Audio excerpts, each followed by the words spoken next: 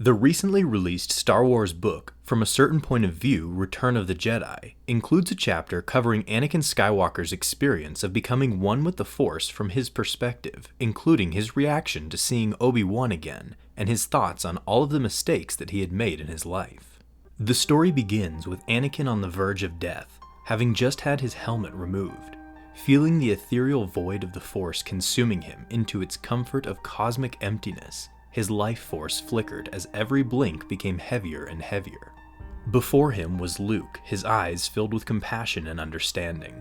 The power of love and hope returned to him by his son gave Anakin enough strength to utter his final words, "Tell your sister you were right," as both a confession and acknowledgement of his children's wisdom. From there, Anakin was fully drawn into the depths of the Force, beginning his journey of self-reflection.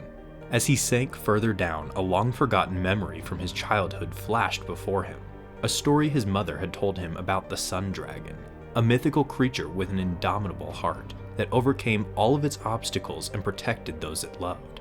As long as Anakin believed in himself, his mother told him, he could do the same by embracing the strength of his heart.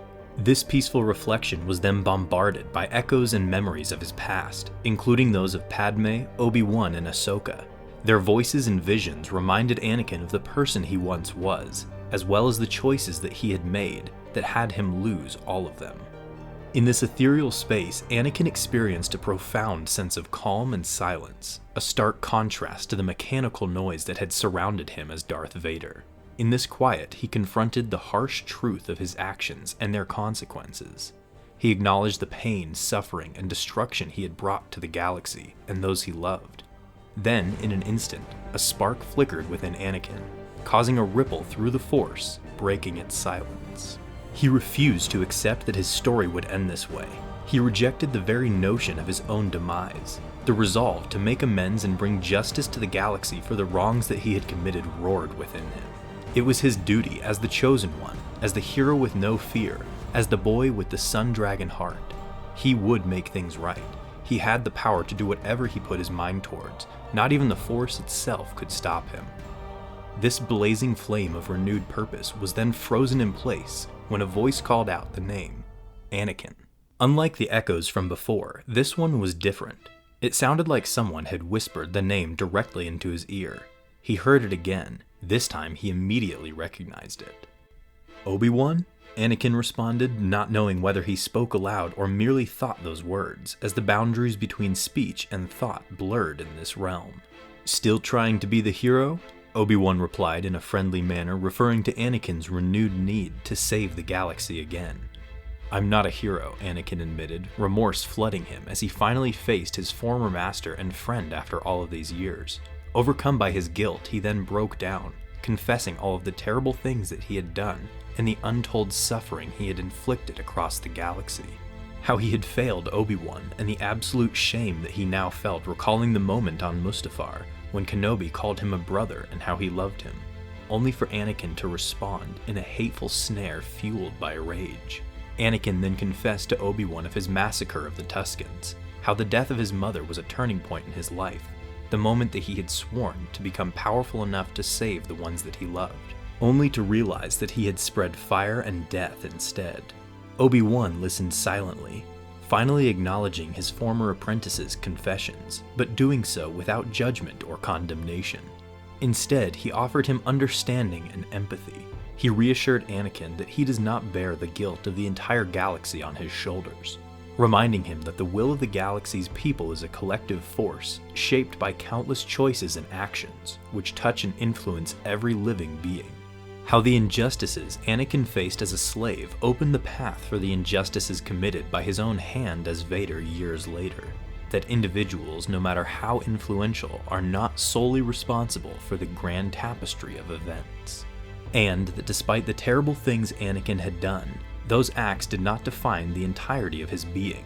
Instead, they were a part of a broader journey, a journey filled with both light and dark. Just as his final choice to save his son did not excuse his past mistakes, neither did the mistakes that he made take away from the weight of his heroic deeds as a Jedi.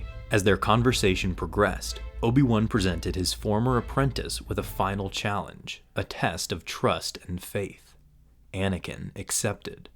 Suddenly, beams of light pierced the darkness, and Anakin found himself transported into a dense forest.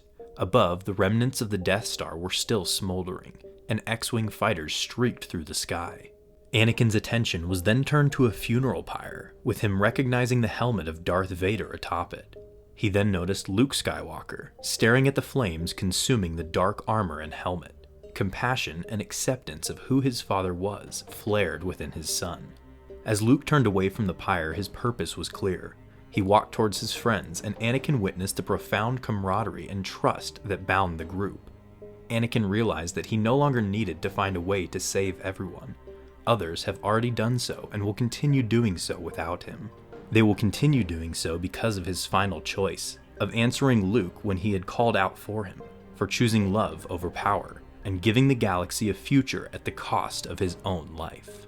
Anakin understood that his obsession with finding solutions had often blinded him to the present and the power of friendship, that the strength of their bond and trust in each other was the key to their victory, not just their individual skills and talents, allowing Anakin to finally let go of his relentless need to control and find answers. Later, when looking upon Luke and Leia from a distance, Obi-Wan told Anakin how his son and daughter represented the best of him and Padme, that their unique combination of strengths and virtues was destined to shape the galaxy's future for the better.